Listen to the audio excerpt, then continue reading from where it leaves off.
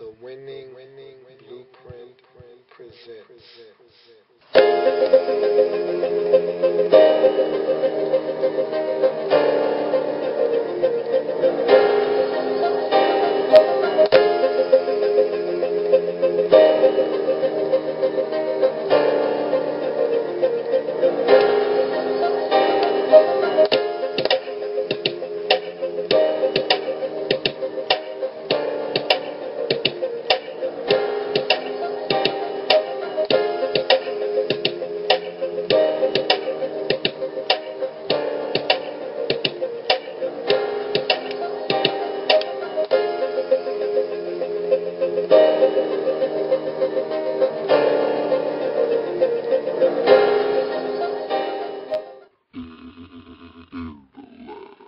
Draft Zone.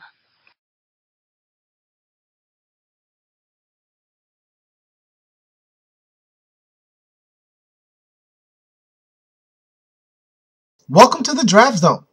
I'm your host, Luke. Thank you for joining me. This is the NFL Draft Game.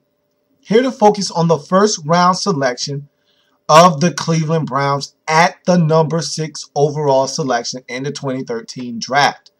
To do so, we'll look back at the number 6 overall selection itself, as well as the Cleveland Browns draft history from years 2000 to the present. And we'll use a baseball grading system to help us do so, as we will grade out each player drafted by the Browns in that period, as well as at the number 6 selection in that span, using a single, double, triple, or home run and the occasional strikeout as the grading scale for each player drafted in that period by the Browns and at the number 6 pick.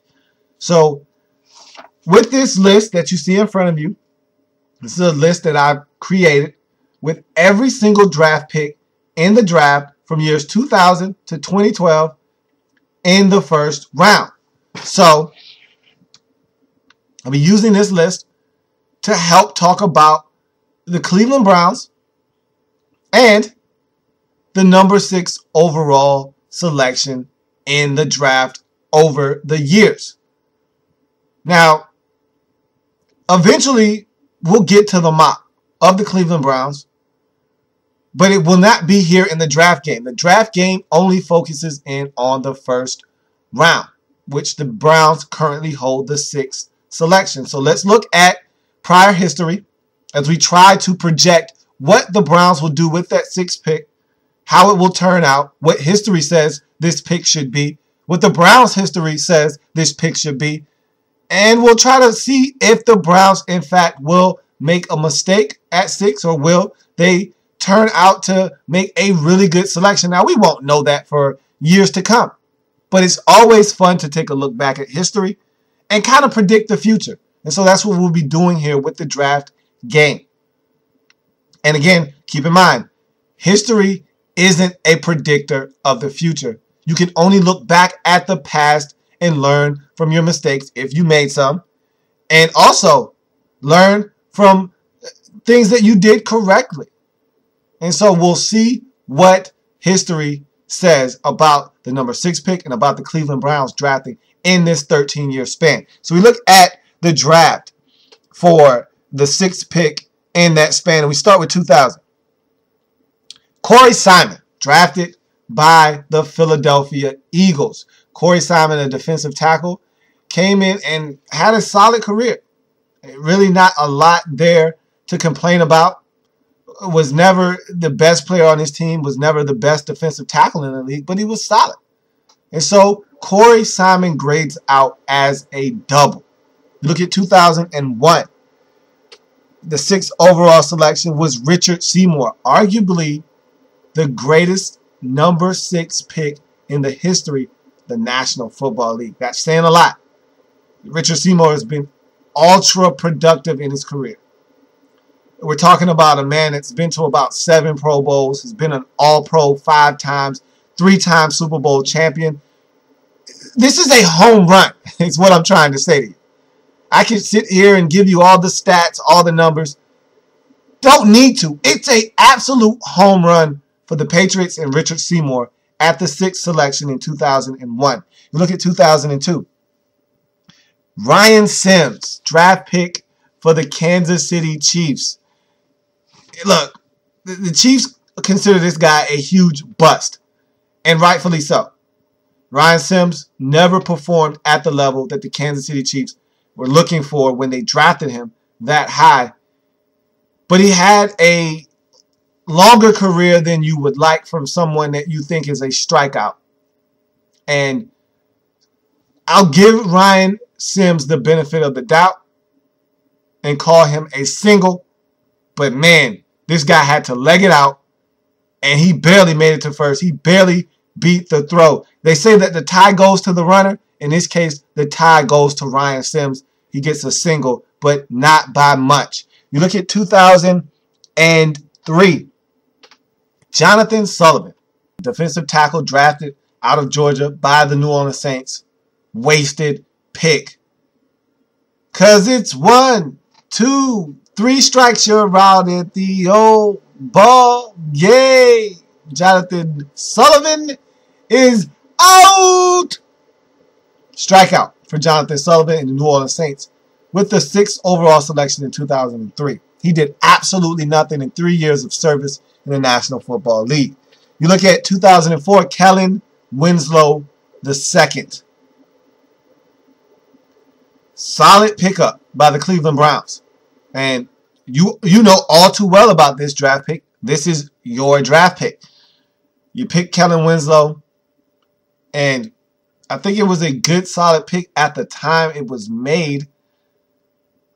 He had some really productive years in the league, but for one reason or another, whether it's the injuries, whether it's the motorcycle accident, the irresponsibility of Kellen Winslow, his antics off the field, him always running his mouth, whatever the case may be, he just always rubbed people the wrong way. And for the amount of time he spent running his mouth and having actions take away from his play on the field, he didn't play well enough for you to tune out the noise off the field.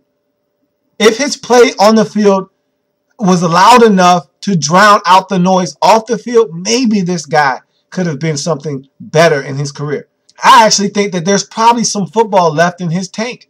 But no one's willing to put up with the headache that is Kellen Winslow II. Or in this case, Kellen Winslow Jr. It doesn't matter. At the end of the day, Kellen Winslow is a double. He had a solid NFL career. At times he was dominant, but it wasn't for long enough. It wasn't consistent enough. It wasn't what he should have been. It's a double for Kellen Winslow in 2004. You look at 2005. Adam Pacman Jones is your selection.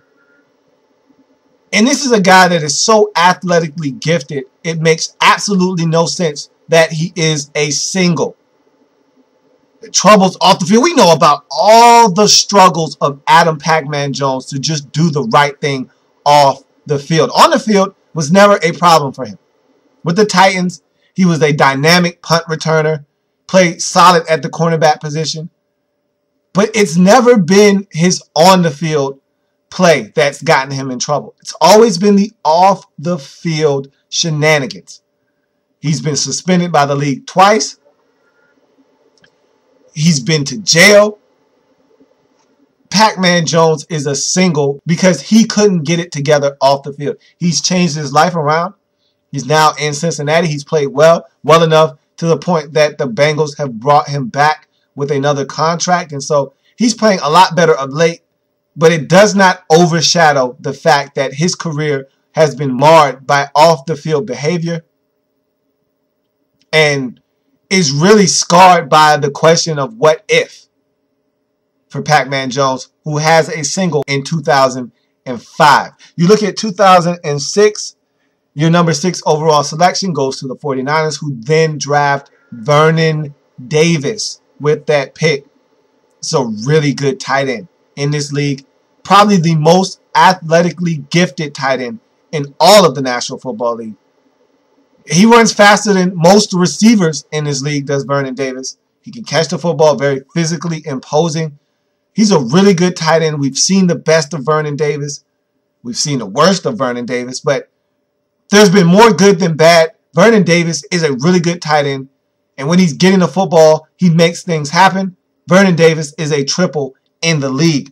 You look at 2007, LaRon Landry.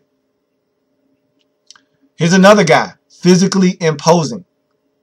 Looks like the Incredible Hulk. This guy eats, sleeps, and you know what? Weights. It's what he does. I think he lifts weights in his sleep. Either way, LaRon Landry is a solid player. Could have been better to this point. Maybe if injuries haven't taken its toll on him, maybe he would be better. Had a really good season last year with the Jets. Got a new contract with the Colts. He's a solid player. He's a double right now in his career. He has all the intangibles to be a triple, to be a home run. But he's a double because he hasn't played up until that level. Let's see if he can exceed what he's done in the first half of his career and get to a triple or a home run. But right now, LaRon Landry, a double. You look at 2008, Vernon Golson is the number 6 overall selection by the Jets. P.U. Ouch. That one stinks. Does it get any worse on the defensive side of the football than Vernon Golson? I mean, this guy absolutely stinks. He epitomizes a draft bust in every sense of the word. So I really don't need to tell you what it is, but I'll tell you anyway. Strikeout for Vernon Golson. You look at 2009, Andre Smith, tackle taken by the Cincinnati Bengals. Started out his career very sluggish. Looked like this guy was on a fast track to a strikeout. He swung at the first pitch, he missed. He swung at the second pitch, he missed. He hung in, he battled, fouled off a few pitches, worked the count, and finally found a pitch to his liking and straightened it out, and he knocked it in the alley for a double.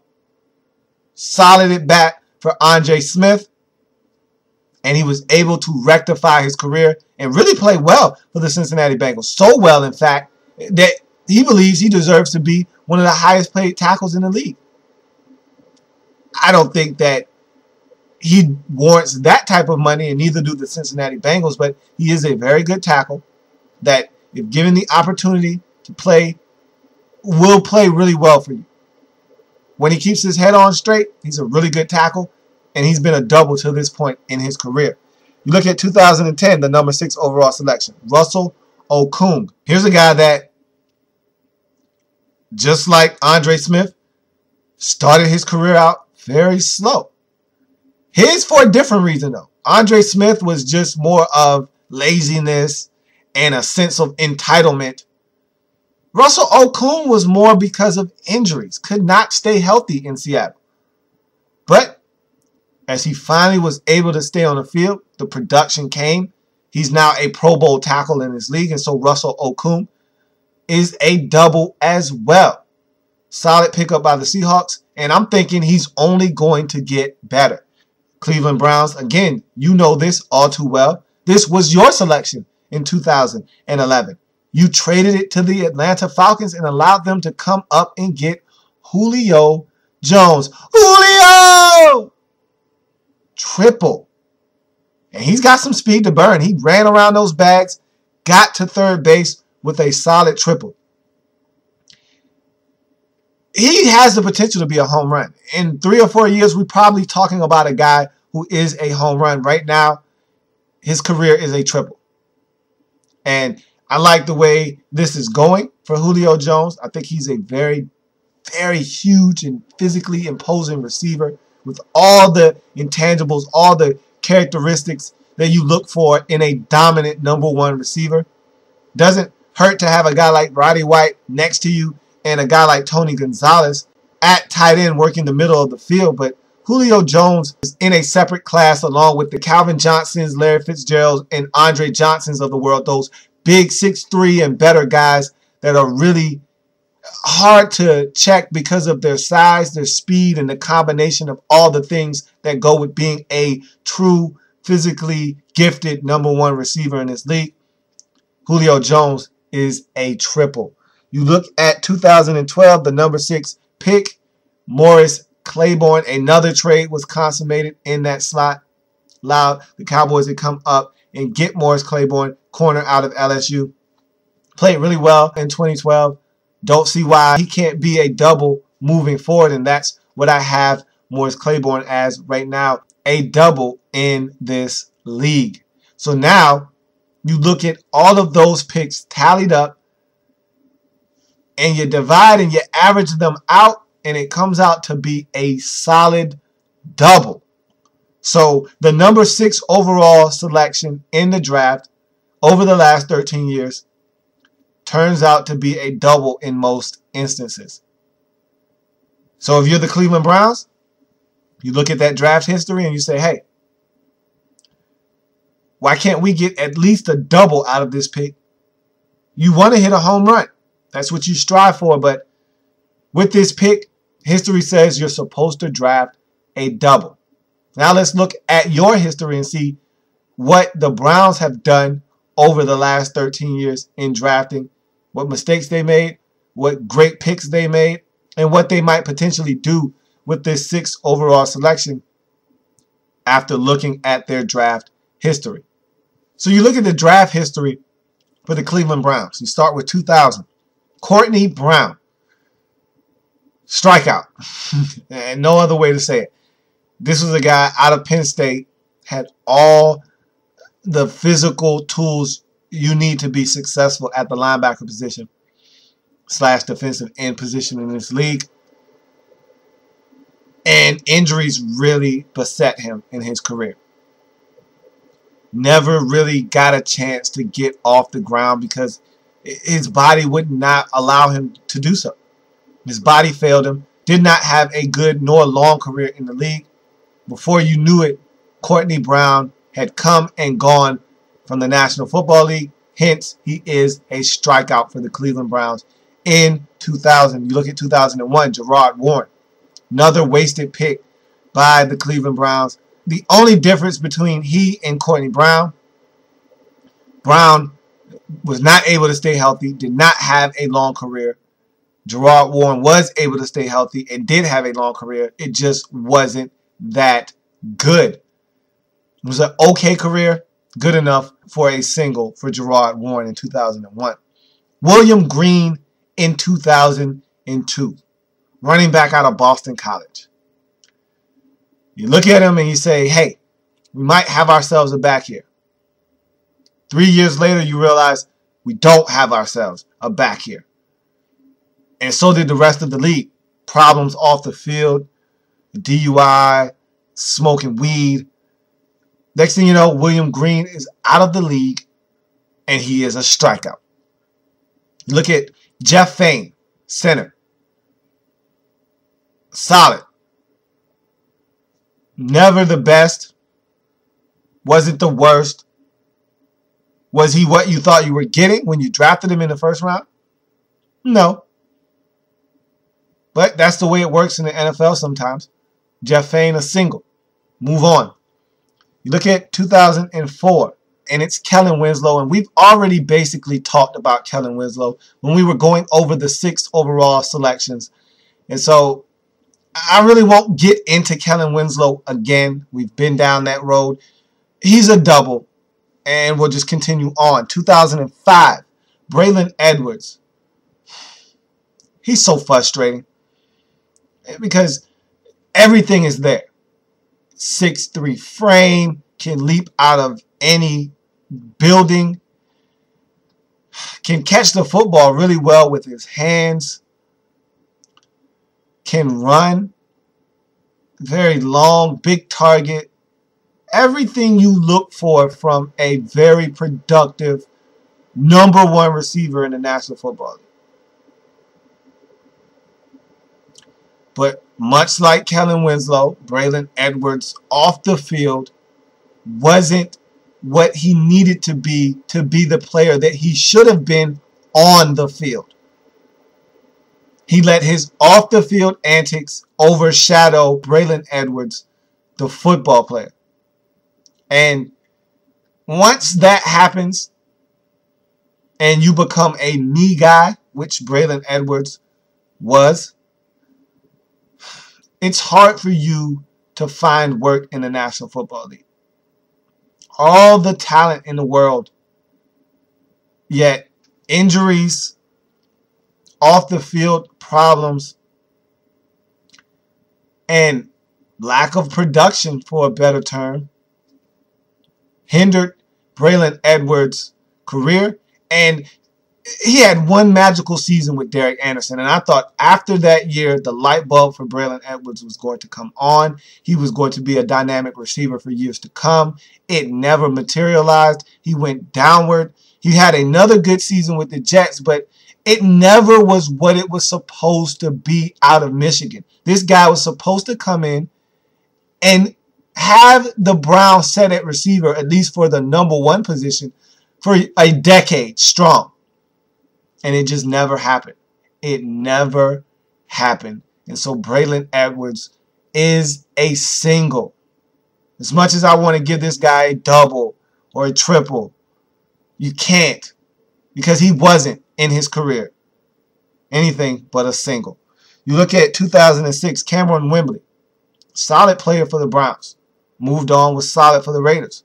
Moved on and has been solid for the Titans. Everywhere he's been solid. And when you're solid all the way across the board, you're a double. And that's what Cameron Wembley is in 2006. 2007, the Browns finally hit it big. Watch it fly. Joe Thomas, 2007, an absolute home run. That's right, Joe Thomas, home run. This guy is the prototypical left tackle. It's exactly what you look for in a left tackle. You draft a left tackle, you want him to play for a lot of years, you want him to be extremely consistent, you want him to be dominant. Joe Thomas is all of those things. You want your left tackle to be as quiet as possible. You want the man that your left tackle is blocking to be as quiet as possible. And on a weekly basis, those things occur in Cleveland when Joe Thomas is at the left tackle position. Joe Thomas is a home run. So you look at 2008. No pick here for the Cleveland Browns in the first round. That was traded away to the Dallas Cowboys. So you look at 2009. Center Alex Mack out of California. Another really good pick. The Browns have one of the best young offensive lines in the league. Joe Thomas, Alex Mack. You look at another guy you've drafted in Marshall Schwartz. You gotta love what the Browns are building on that offensive line. Alex Mack is a big part of that offensive line. Alex Mack is a triple. Great pick by the Browns. You look at 2010, Joe, great pick by the Browns. Alex Mack is what the Browns were looking for when they drafted Jeff Fain. You learn from your mistakes then. You drafted better now. End result, Alex Mack, triple for the Cleveland Browns. You look at 2010, Joe Hayden, cornerback out of University of Florida. Solid pickup. I mean, this guy has been really good in the league, but he took a step back.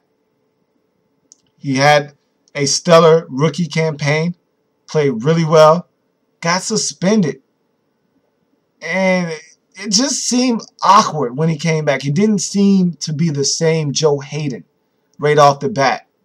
And he's a double. Easily could be a triple, but he's a double. Like Joe Hayden a lot. Think he's a really good corner. Think he has the ability to be one of the best corners in the league. Just need to see it from him over a longer period of time. Want to see him stay out of the doghouse of the NFL. I don't want to see this guy suspended for anything.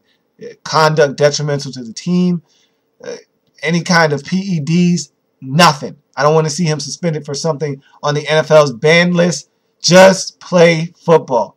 Don't get injured. I think Joe Hayden can be one of the better corners in this league. Sky's the limit for this guy. But right now, it's a double for Joe Hayden. You look at 2011. Phil Taylor, defensive tackle. I like Phil Taylor a lot. I think this guy has immense talent. Doesn't get to the quarterback as much as you would like, but that's not what Phil Taylor's game is predicated on. It's predicated on being a force on this defensive line, stopping the run, being stout at the point of attack, and Phil Taylor does that and does it very well. I like Phil Taylor a lot. I think he's a very physical presence on this defensive line. When he's healthy, he's a stud. When he's not, it's a problem. And so I'm a little worried because in the rookie season, Phil Taylor, dominant. He comes back sophomore year, injures himself, does not play for the beginning and much into the middle of the 2012 season. Comes back, plays at the end, but it's not the same. Anxious to see what 2013 holds for Phil Taylor. As of right now, he's a single, but because of the injury. Without it, he's a double, easily, possibly a triple.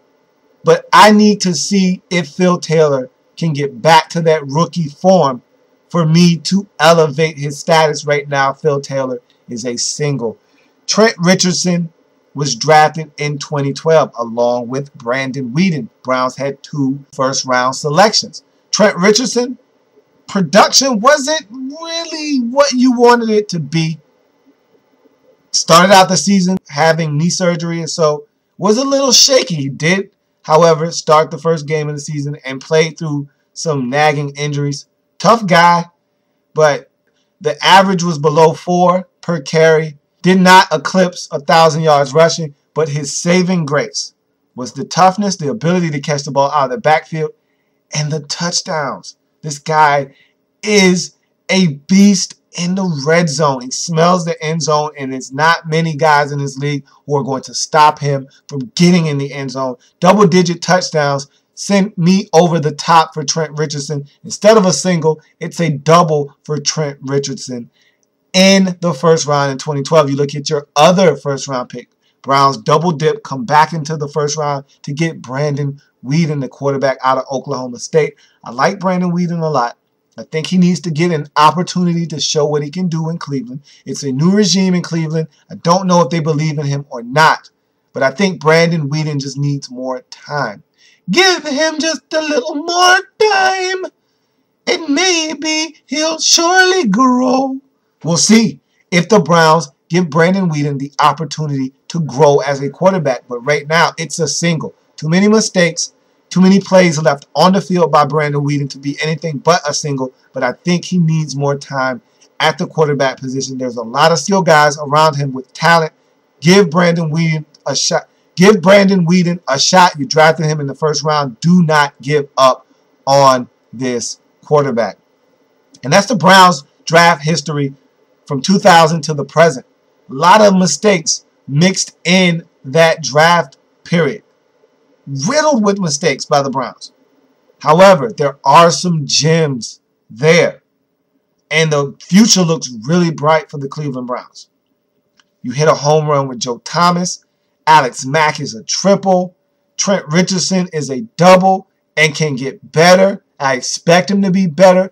Phil Taylor is a single, but only because of the injury. I could see him elevating his play in 2013. There's a lot of talent. You get guys in second, and the third, and the fourth round. There's a lot of talent at the skill positions. You look at Travis Benjamin. You look at Josh Gordon. There is talent oozing out of this roster. I like what the Browns are doing. You just got to continue on the right path. And the way to do that is to draft well. The 6th overall selection, honestly speaking, I don't think that the Cleveland Browns are going to take a player here at 6. Before we even get into that, you average up all these players that the Browns draft, it comes out to a single. And so past history of number 6 overall selection says you're supposed to draft a double. The Cleveland Browns history over that period of time says it's supposed to be a single. You put the two together, it's a solid single. So at 6, are the Browns doomed to draft a single? Possibly strike out? No, the answer is no. I think the Browns are going to do something really smart here. Trade out of the number 6 pick. Accumulate a second round selection, something that they currently don't have, via that Josh Gordon supplemental draft pick from a year ago. And that was a pick well spent. You got a really good football player. This guy is a physical specimen, was a deep threat for you in the 2012 season. No complaints there, but now you don't have a second round pick. You know the easiest way to accumulate one? Trade out of 6. There are teams dying to get their hands on a tackle. At 6, that might be your last opportunity to get one before the Arizona Cardinals sweeps up the last one at 7. So your pick could be a hot spot in this draft. I expect the Cleveland Browns to be shopping that pick. I expect them to pick up that phone, make a deal with someone. I think it's going to be the Miami Dolphins. Don't hold me to that, but I believe the Dolphins have the assets, have what you're looking for. They have that second round pick, and they're not afraid to give it away because they have 2 of them. So you don't mind taking one of them off their hands. You'll move back to 12 and get a quality player at 12, which I think is going to end up being, and I don't like this. I don't like it at all, but I think, and I hope I'm wrong, but in my mock draft, I have you getting Geno Smith at 12. Maybe he's off the board then, and that's not even an option. Maybe. But I think he's going to be there. I think that Michael Lombardi, your GM, and the rest of that brass, not sure they're in love with Brandon Weeden. They didn't draft him. He's not their guy. Maybe they're looking to get their guy. I don't know what the Browns are going to do at 12. At 6, I know exactly what the Browns would do. At 6, you would draft D. Milliner. But at 12, a lot of different ways you could go. You could still draft the corner. Xavier Rhodes would probably be there at 12. You could go outside linebacker. You could go defensive end. There are plenty of avenues for you to explore at number 12. But we'll see. Right now, you hold the number 6 pick. And that's what's important. And at 6, the guy there for you to select is D. Milliner. You take him, you run with him, you plug him across from Joe Hayden. You put a nasty defensive back tandem on the field. And you play football. And D. Milliner, the floor for him is a double. You don't have to worry about him striking out or being a single. The floor for D. Milliner is a double. The ceiling, home run. And so the value is there at 6. What will you do at 6 is the question for the Cleveland Browns. Do you trade out of that pick, which I think you will, which is the smart move, which is the best move, or do you select a player? And if you do that, you can't go wrong with D. Milliner, the cornerback out of Alabama, at 6. History says you're supposed to draft a single. I'm not buying it. I think the Browns can buck that trend, get themselves a really good player, or get themselves a good player at 12 and accumulate a second round pick. And that's going to do it for the Cleveland Browns in the draft game.